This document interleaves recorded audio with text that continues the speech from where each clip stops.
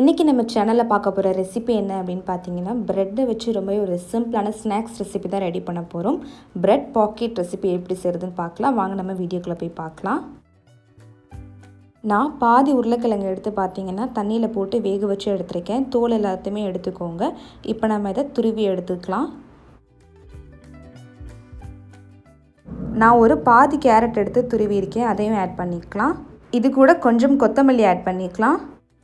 நான் red green capsicum எடுத்துருக்கேன், பாதி கேப்சிகமே ஆட் பண்ணிக்கிறேன் கட் பண்ணி. 1/4 டீஸ்பூன் மஞ்சத்தூள் ஆட் பண்ணிக்கலாம். இப்போ நான் இதில் தேவையான அளவுக்கு உப்பு ஆட் பண்ணிக்கிறேன்.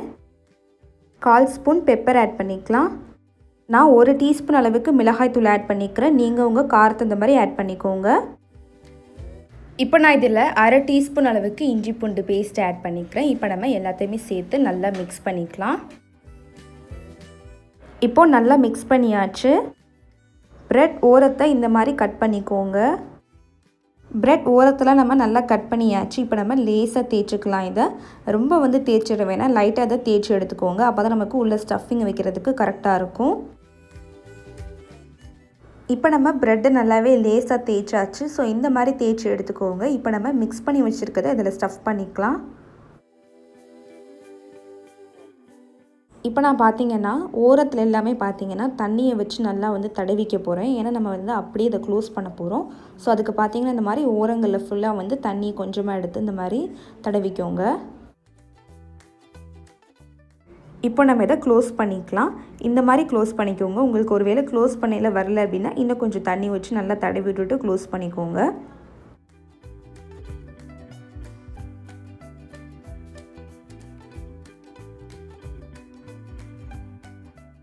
இதே மாதிரி பார்த்தீங்கன்னா நான் எல்லா ப்ரெட்டையுமே செஞ்சுட்டு எண்ணெயில் ஃப்ரை பண்ணிக்க போகிறேன். இப்போ நான் ஒரு கடாயில் பார்த்தீங்கன்னா பொரிக்கிறதுக்கு தேவையான அளவுக்கு எண்ணெய் ஊற்றிருக்கேன். எண்ணெய் நல்லா சூடாயிருச்சு. இப்போ நம்ம இதில் ப்ரெட்டை போட்டுடலாம். ஃபஸ்ட்டு நீங்கள் ப்ரெட் எல்லாத்தையுமே ப்ரிப்பேர் பண்ணி வச்சிட்டிங்க அப்படின்னா நமக்கு ஃப்ரை பண்ணுறதுக்கு ரொம்பவே ஈஸியாக இருக்கும். இப்போ நமக்கு ஒரு சைடு நல்லா ப்ரௌன் ஆயிடுச்சு. நம்ம இன்னொரு சைடு திருப்பி விட்டுக்கலாம். 2 சைடும் பார்த்திங்கன்னா நமக்கு நல்லா கோல்டன் ப்ரௌன் வரணும். ஸோ அந்த அளவுக்கு நம்ம ஃப்ரை பண்ணிக்கலாம்.